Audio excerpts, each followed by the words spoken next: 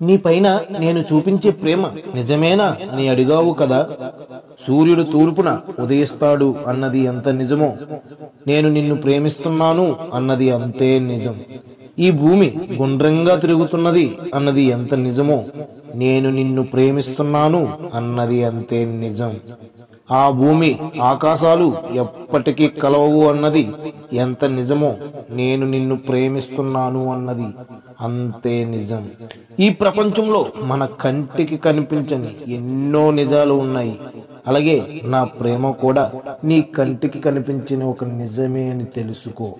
నీకు నా ప్రేమ మీద ఉన్న నమ్మకం కన్నా నాకు నీ పైన ఉన్న అపారమైన ప్రేమే మిన్న.